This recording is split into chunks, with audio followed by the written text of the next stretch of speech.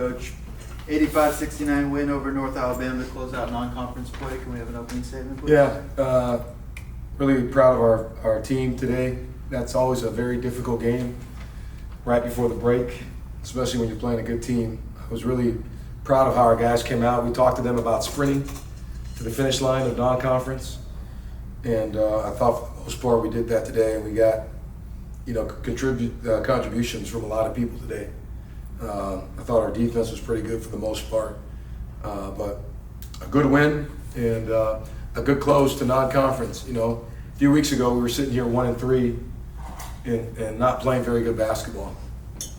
And our kids have responded; they're getting better, and the cool thing is we have a lot of room to improve. So that's exciting.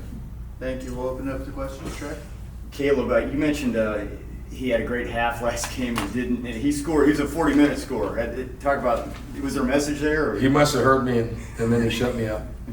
He was terrific tonight. His dad was here, so that's pretty cool. He came from Duke to see him. So I'm gonna have to talk to Chris Carroll, his dad, and tell him he may not be able to go back and be the associate coach. He's gonna stay here for the season. But Caleb was awesome.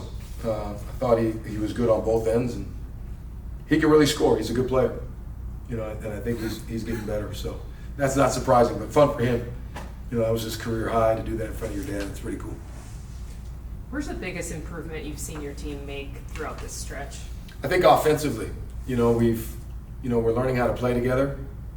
I thought when the season started we didn't trust as much. We weren't willing passers.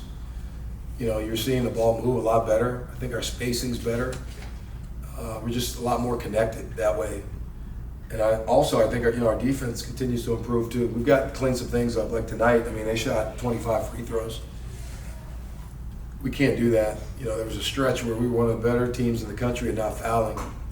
And recently we've been fouling. So we've got to shore that up. But we're a lot more connected. What I just told them, our competitive spirit is growing and has grown. We're playing with much greater purpose. I'm watching a group of men who are honestly starting to put the team over them, which is cool to see. There's tremendous humility in the locker room, and we have a growing confidence that's starting to happen. And those things happen when you take your eye off yourself and you worry about your team. So we got to keep that up. Coach, what message do you leave the guys with now with a little bit of a break before the non-conference starts? And of course, it's on the road. I'm just curious what that message is. Well, we got 3 days. So I told them a couple of those days they've got to do a little bit of conditioning, because this is a little different. When we come back, we're already on our 2-day prep for San Francisco. I want guys to have their Christmas. I believe that. A lot of places they wouldn't let them go, or they practice on Christmas Day. I just don't believe in that. I don't think it's good for the kids. I don't think it's good for the game. But that being the case, we have 2 days to get ready for San Francisco. So they got to do some things on their own and continue to hone in on the team. Don't get distracted when you leave here. Any additional questions?